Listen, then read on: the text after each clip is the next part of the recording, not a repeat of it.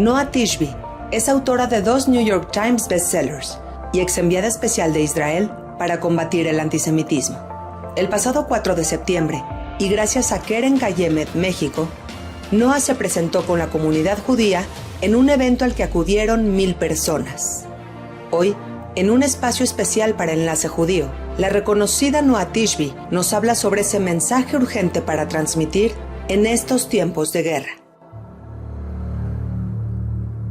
Noa, first of all, thank you for your time for this interview. Hi, nice to meet you too. Noa, you are a 2-time New York Times bestselling author. But today I want to talk with Noa, the Israeli citizen, and ask you the following. Has your opinion on the Palestinian-Israeli conflict changed after October 7? And if so, what is your opinion now? Wow.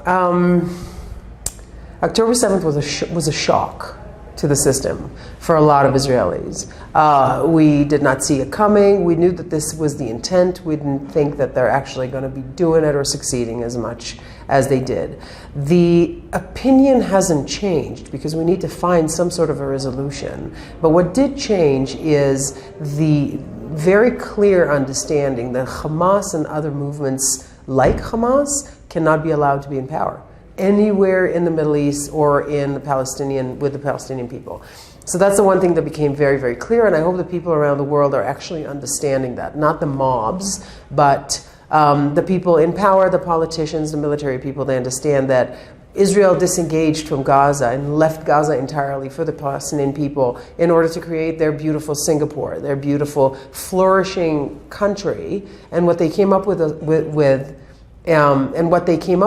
was October 7th. And that cannot be allowed to happen again. In the narrative of this conflict, everyone becomes an expert and shares their opinions on social networks. So explain the difficulties that the State of Israel faces when combating an invisible enemy, like terrorism, becomes increasingly challenging. Yeah.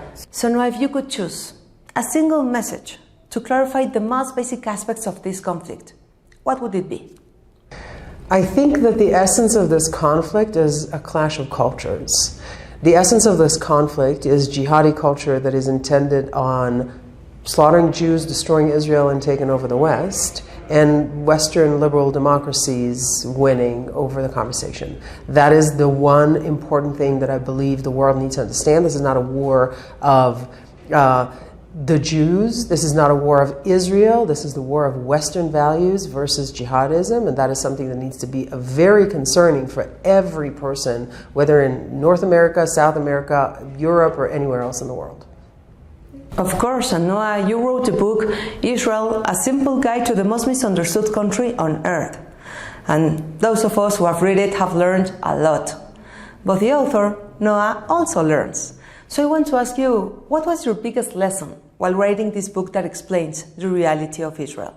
That's a great question.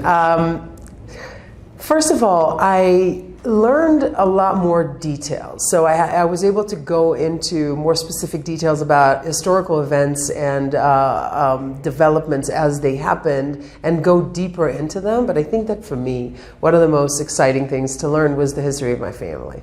And there was a lot of history that I wasn't aware of. And my family I knew that they were heavily involved in building the country on both sides, both my parents' side, my mom's side, and my dad's side. And reading through the writings of my grandparents and my great-grandparents was incredible. And that was, I think, to me, was one of the most inspiring moments in the process.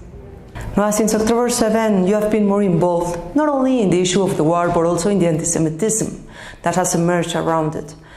I even saw you speaking at Berkeley University in the United States. So now, based on what you have seen so far, do you believe that the criticism toward the State of Israel are driven by hiding antisemitism? So it's two separate things. Criticism of the State of Israel, criticism of Israeli policies or politicians is totally legitimate. It's a part of democratic discourse, and there's nothing wrong with that. You can totally do that. What I am against and what is anti-Semitic is denying Israel's right to exist, and that is what we're dealing with here. So we are not dealing with people who say, I hate this politician or that politician, and I don't like what's happening in Gaza, or I don't like this particular policy. We're dealing with people that are saying that Israel is the source of all evil in the world, and in order for the world to be a better place, Israel needs to be taken down, which is not dissimilar to what they used to say about the Jews. So if we just take down the Jews, everything will be fine, and now they're saying we're just going to take down the Jewish state and everything would be fine. That is what I'm fighting against. And that is something that has nothing to do with politics. It has everything to do with the oldest form of hate and discrimination that is still being practiced today, which is anti-Semitism. So now thank you. Thank you for your time. But above all, thank you for your work in these difficult times. Thank you so much. Thank you.